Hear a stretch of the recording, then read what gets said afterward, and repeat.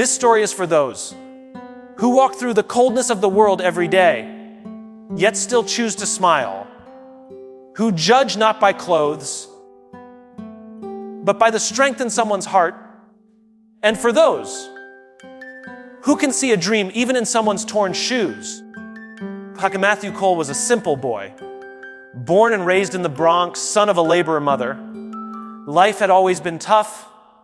No father, no helping hand, and barely enough to get by. But he had a big dream to earn respect through hard work, and one day, buy his mama home. For 9 months straight, he worked endlessly, washing dishes, mowing lawns, doing deliveries. He saved every single dollar. There was one reason behind it all: an interview. An IT company had called him in. It was his first real shot. But there was one problem: he didn't have a suit.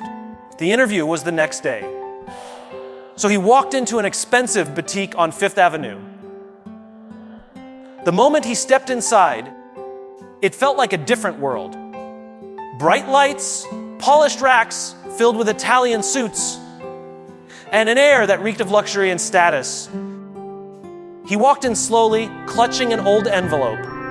Inside it were $472 and a few coins. One of the salesmen at the counter spotted him. He measured him with his eyes before slicing him with his words. "Can I help you?" he asked. But there was no kindness in his voice, only condescension. Matthew replied politely, "Yes, sir. I'd like to buy a suit. I have an interview tomorrow." The salesman chuckled. "Our suits start at $500. This might not be the place for you."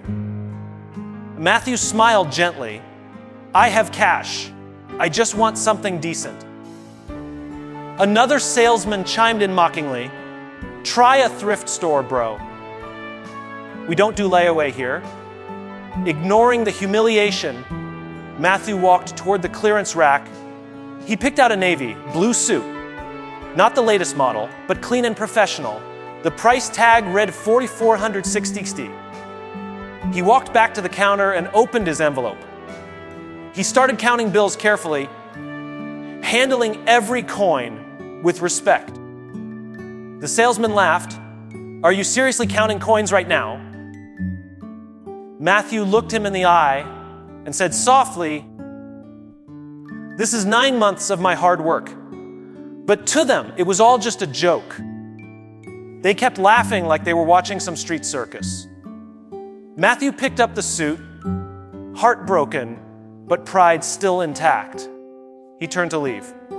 And just then, the door opened. A man walked in, James Donovan. The entire showroom fell silent. His suit was expensive, but his presence outshined it. Outside, his black Mercedes SUV waited. Donovan looked directly at Matthew, then walked straight over. "Did you pick this suit?" he asked. Matthew, nervous, nodded. "Did they treat you right?" Donovan asked. Matthew stayed silent. The salesman, now visibly shaken, stood frozen. The arrogance had drained from their faces. Donovan said, "Come with me."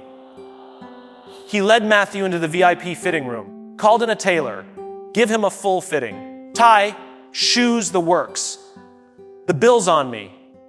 Matthew protested, "Sir, I can pay." Donovan smiled. "You already have. With your honesty, your effort, and your dream." As they fitted the suit, Donovan said, "I used to be like you once. I only had $20 in my pocket.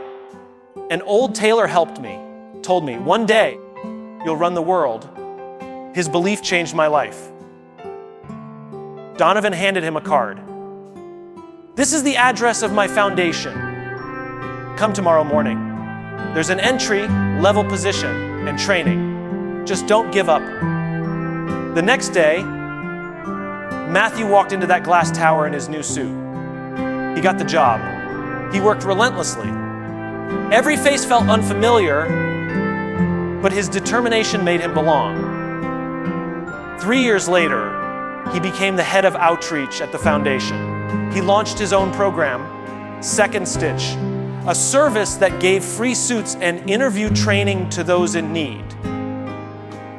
Every week, new people came in. Matthew gave them the same confidence James Donovan once gave him. As for that boutique, a year later, it shut down, but Matthew's journey never stopped. He changed thousands of lives, and that envelope, it now hung framed on the wall in his office. A reminder that dignity doesn't come from money. It comes from intention.